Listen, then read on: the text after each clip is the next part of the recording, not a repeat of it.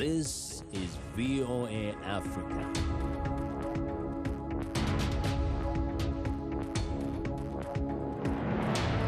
Hello, I'm Esther Githui-Ewart. It's Thursday, January 7th. This is Africa 54.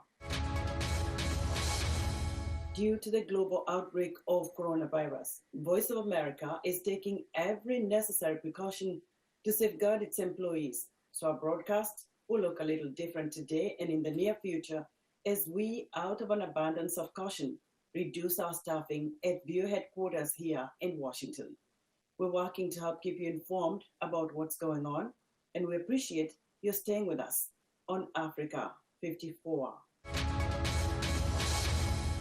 Coming up, we have several important stories from Africa where scientists say a coronavirus variant first detected in South Africa is unlikely to fully negate the effectiveness of vaccines.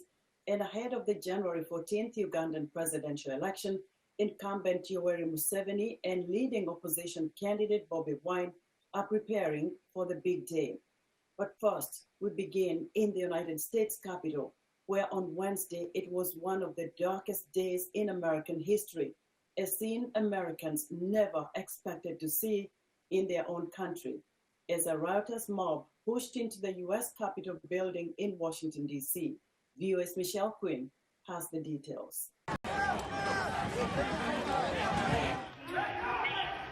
stay down! Get down! A lawmaker crouching behind a chair praying. Police drawing guns inside the Capitol building, breaking glass, scaling the building, trashing the offices of elected officials. It was a scene Americans never expected to see, not in their country. The images ricocheted around the nation on TV, in private chat groups, on social media. It started with a peaceful gathering Wednesday headlined by President Donald Trump to protest the results of the U.S. presidential election. Just a mile away, a joint session of Congress began the process of certifying those results. We will never give up. We will never concede. It doesn't happen. You don't concede when there's theft involved. Trump suggested protesters walk to the Capitol. As the crowd approached the building, they pushed up against police lines, and their demeanor changed. They forced their way into the building, and lawmakers fled. Seeing protesters in U.S. cities is not unusual. Over the summer, unrest at times turned to violence and destruction.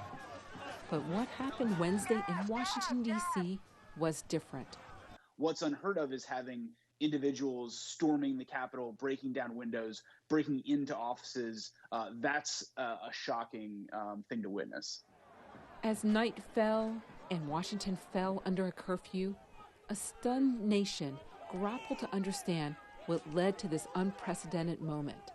We don't know how it ends, and watching the chaos in Washington, D.C. right now, it's hard to know who's in charge. The Capitol building, the scene of so many historical moments, but nothing like this. Michelle Quinn, VOA News. Following the chaos outside and inside the U.S. Capitol building, rattled members of the Congress reconvened Wednesday night into the early hours Thursday to count electoral votes and formally certify Democrat Joe Biden's election victory in November presidential vote. Immediately after the certification, the White House released a statement from President Trump in which he pledged an orderly transition on January 20th, when Biden will be sworn into office. VOA's Patsy Widakuswara has more from Capitol Hill. Despite thousands of Trump supporters storming into Congress and clashing with law enforcement, lawmakers returned to work Wednesday night to count and certify Electoral College votes. We will certify the winner of the 2020 presidential election. Vice President Mike Pence, in his capacity as President of the Senate, reconvened the joint session of Congress hours after it was abruptly evacuated as protesters roamed the building and held standoffs with Capitol Police. Today was a dark day in the history of the United States Capitol. But thanks to the swift efforts of U.S. Capitol Police, federal, state, and local law enforcement, the violence was quelled. More than 100 Republican members of the House and 14 Republican senators had initially planned to block certification of electoral votes in 6 swing states won by Joe Biden. For those who have concerns about the integrity of our elections, those who have concerns about what happened in November, this is the appropriate means. But following Wednesday's violence, several senators and representatives retracted their objections. However, the events that have transpired today have forced me to reconsider, and I cannot now in good conscience object to the certification of these electors. From Wilmington, President-elect Joe Biden condemned the violence and delivered a sharp rebuke to Trump. I call on President Trump to go on national television now to fulfill his oath and defend the Constitution and demand an end to this siege. Trump tweeted a video calling for calm, but continued his baseless claim that the election was stolen. It was a landslide election, and everyone knows it, especially the other side. But you have to go home now. Twitter and Facebook, for the first time, locked Trump's accounts for posts that violated their policies. Earlier in the day, the president urged supporters to march to the Capitol. And after this, we're going to walk down, and I'll be there with you, telling them to get rid of the weak Congress people. He incited the violence. He led them rhetorically, even if he didn't lead them physically. 17 House Democrats implored the vice president to invoke the 25th Amendment to remove Trump from office, a move unlikely to happen 2 weeks before the president's term ends. The 25th Amendment is really about incapacity and the inability to serve in a physical or medical sense of that term. It is not about the moral fitness of a president. Despite the chaos, Joe Biden will be inaugurated as the 46th U.S. president on January 20th. I am not concerned about my safety, security, or the inauguration. I am not concerned. Patsy Widakuswara, VOA News.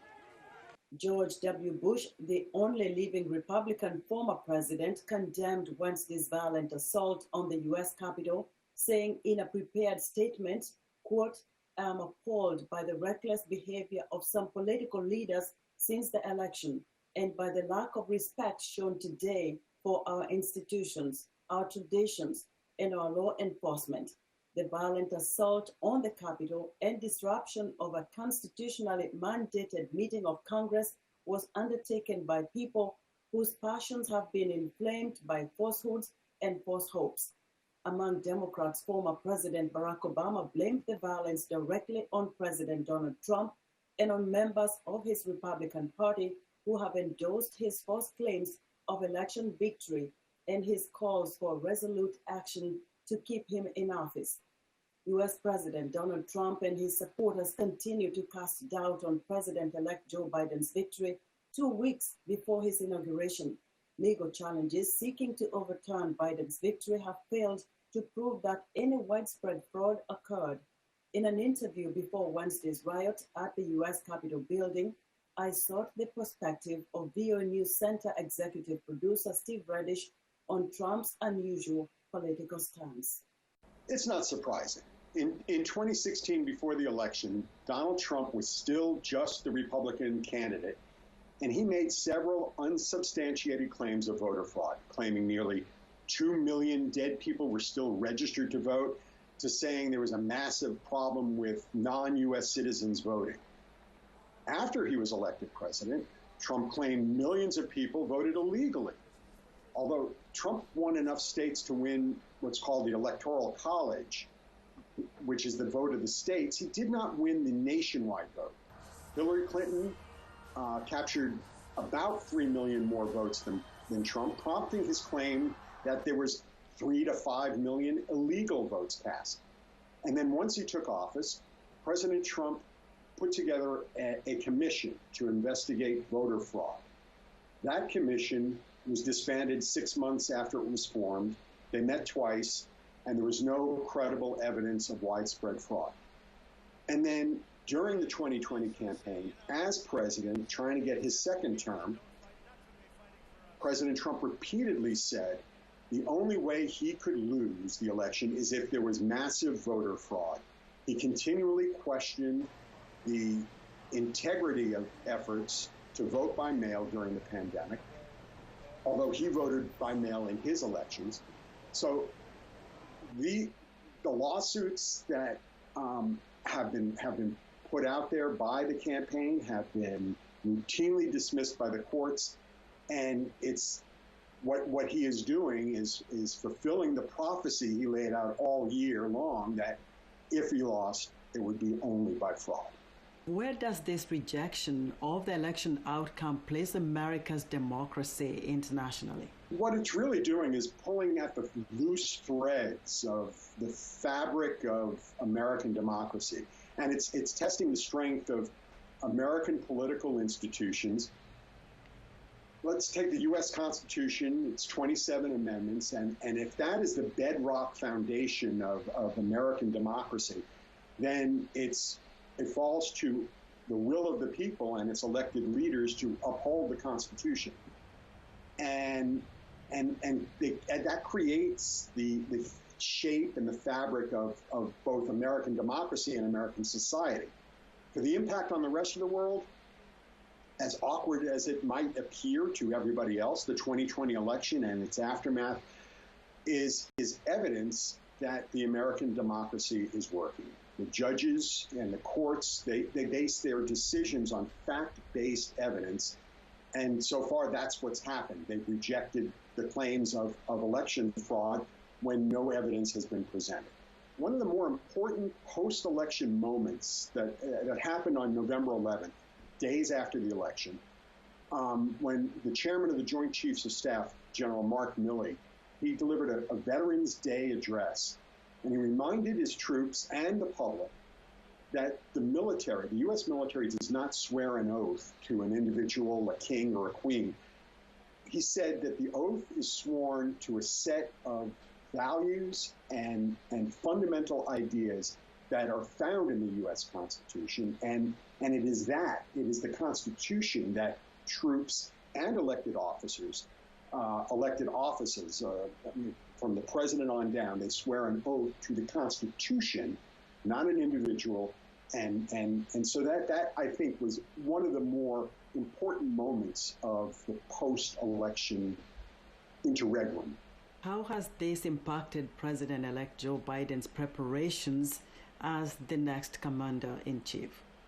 The transition was delayed for about 3 weeks, and there still appears to be some issues with Biden's transition team gaining access to the various different agencies. There's a little bit an issue at the Pentagon, gaining access to information that will be needed once President Biden is inaugurated. As for Biden himself, he was vice president for 8 years.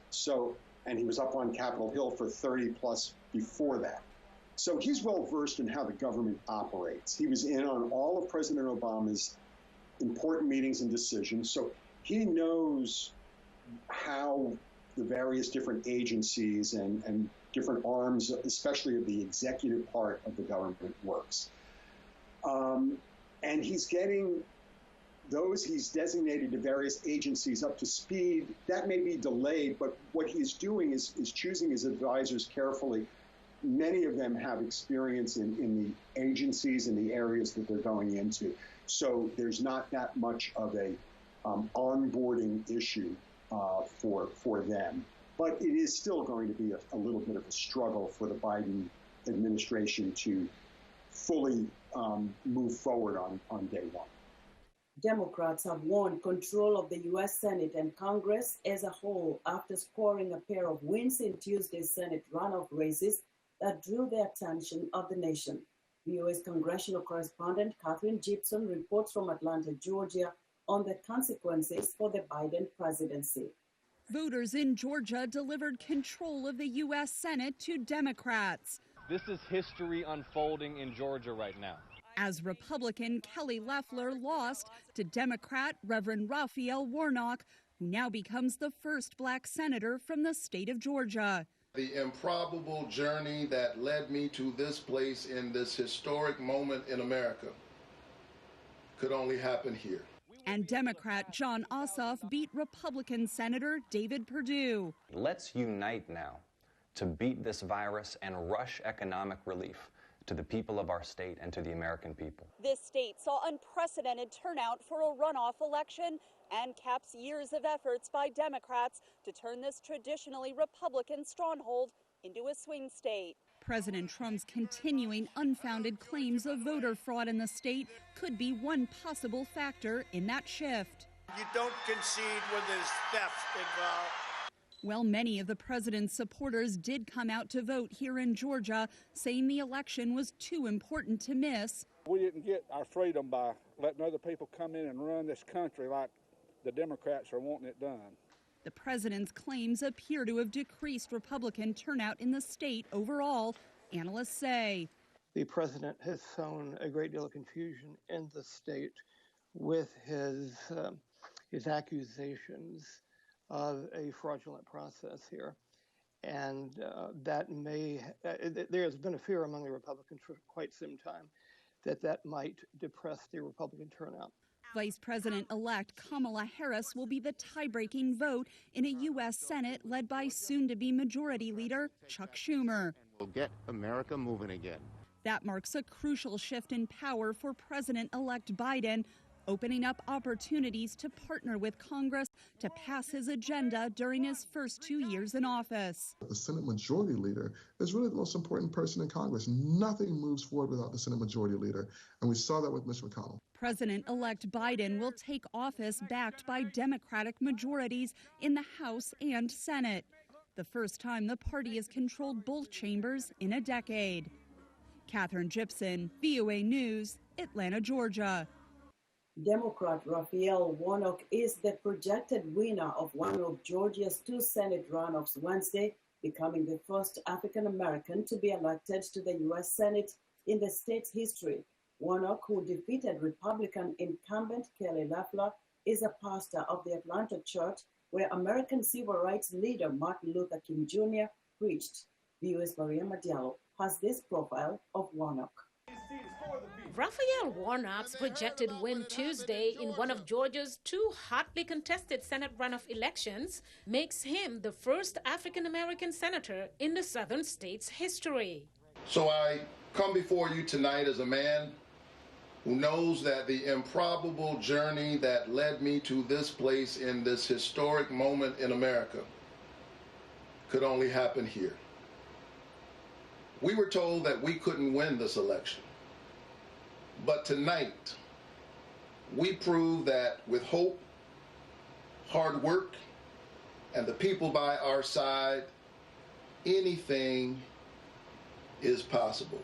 Warnock's victory is a striking political shift in Georgia, which is traditionally a Republican state. Tuesday's runoff took place as the state and the rest of the nation is struggling to contain the coronavirus pandemic that has claimed nearly 360,000 lives. In his victory speech, Warnock referred to the hardship caused by the pandemic. And so to everyone out there struggling today, whether you voted for me or not, know this: I hear you, I see you.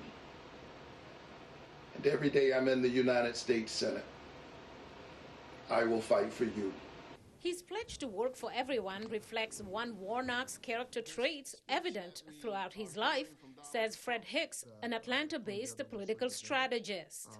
There was quite a bit of relatability. Number one. I think number two, the fact that he is the pastor at Dr. King's church is a reminder, subconscious reminder to people that he's really a bridge from the civil rights generation to this current generation. Warnock follows in the footsteps of 10 other African-American senators, starting with Hiram Rhodes Revels of Mississippi, who became America's first black senator in 1870.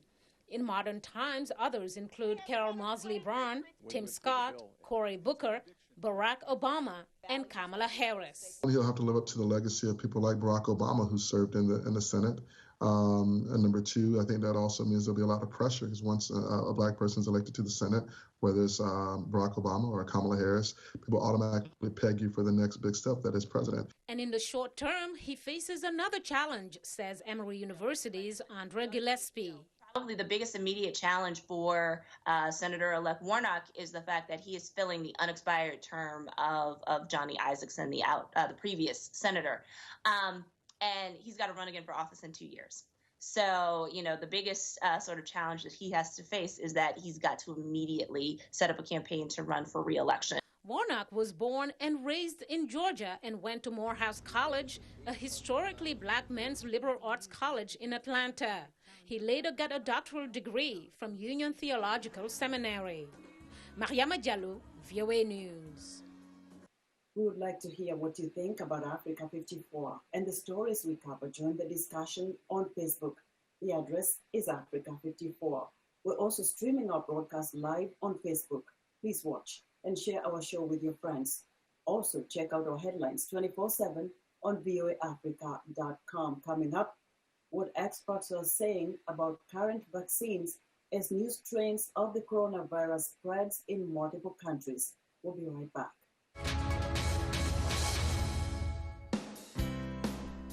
Health, wellness, sport, beauty, medical breakthroughs.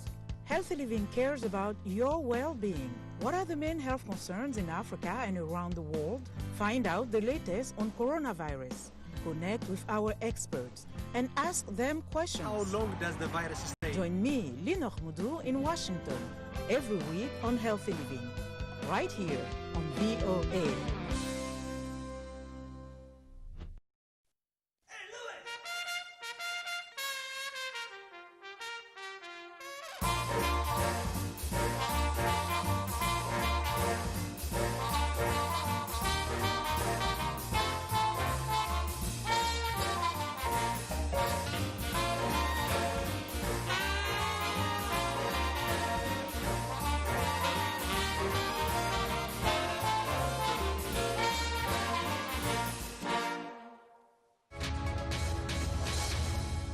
Welcome back to Africa 54. Now to Africa. An expert studying a coronavirus variant first detected in South Africa says it is unlikely to fully negate the effectiveness of vaccines despite concerns raised by British scientists.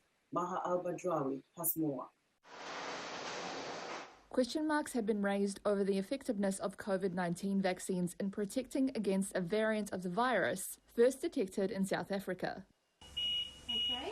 But according to a researcher from South Africa's KwaZulu-Natal Research Innovation and Sequencing Platform, which is studying the variant known as 501Y.V2, it is unlikely to completely negate the immunizing effect of vaccines.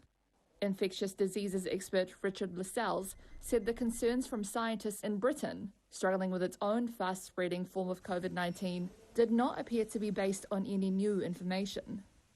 I think they're voicing the same concerns that we articulated when we kind of first released this information, that the pattern of mutations did give us concern, not just because of the 501, which is similar to the UK variant and we think may be responsible for the increased transmissibility, but we were also concerned about some of the other mutations in the spike protein that in other experimental work has been shown to be able to escape from the antibodies, the neutralizing antibodies. South African researchers are investigating the effects of mutations in the variant, including whether natural immunity provides protection against reinfection from the new variant. Lascelles said preliminary results may be ready by the end of the week. But he added that many of the available vaccines induce a broad immune response, meaning they may still be effective. They produce antibodies that will target different parts of the spike protein, not just necessarily one part of the protein. And that's why we think that although these mutations may have some effect, they're very unlikely to completely negate the effect of the vaccines. and the different vaccines. South Africa has recorded more than 1.1 million cases and over 30,000 deaths, the most in the continent. The health ministry did not respond to requests for comment. Reuters' Maha al-Badrawi filed that report.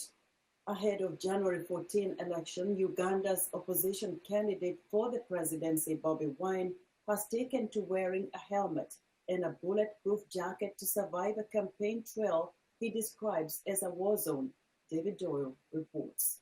What was the purpose of the liberation when we can't have a peaceful transition? He rose to prominence as a pop star, but for presidential candidate Bobi Wine, the run-up to Uganda's election next week is no song and dance. The main challenger to President Yoweri Museveni says he swapped his trademark red beret for a helmet to survive a campaign trail he describes as a war zone. When you look at my ballistic helmet, you'll see fragments. I've cut it numerous times. If I didn't have it, I don't know what would have happened to me. That exists. Museveni is one of Africa's longest ruling leaders, having come to power 35 years ago. But Wine's energy, music and humble origins have struck a chord with Uganda's youth.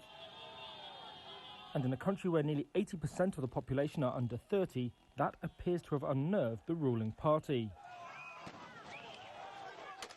It's evident that the people of Uganda are yearning for change.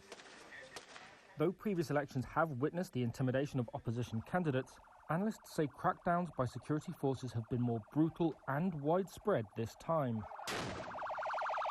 At least 54 people died in protests after Wine, also known by his birth name Robert Chigulani Sentamu, was detained in November, though he says the number was over 100. Some days we start eating tear gas as early as 7 in the morning. Others, it starts much later. You start a day with 20 people, and by the end of the day, half of them are in prison. Others are in hospitals. Former guerrilla fighter Museveni has long been seen as a stabilizing force in Uganda after the brutal regimes of Milton Obote and Idi Amin.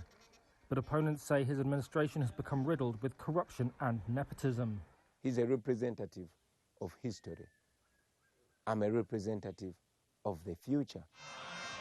Museveni's office did not respond to a request for an interview, and his spokesman referred requests for comment on allegations of corruption and nepotism to the ruling National Resistance Movement Party, which did not respond. If elected, Wine vows to create jobs and crack down on corruption that he says has left schools and hospitals crumbling. And he says no matter how many times he is beaten, arrested, harassed or tear-gassed, he's keeping his eyes on the prize. As they look at the youth and say, we are detractors, we are fighting for free. Reuters' David Doyle with that report. And that's our show for today. Be sure to watch Africa 54 on our website at voaafrica.com. From all of us here in Washington, thank you for watching.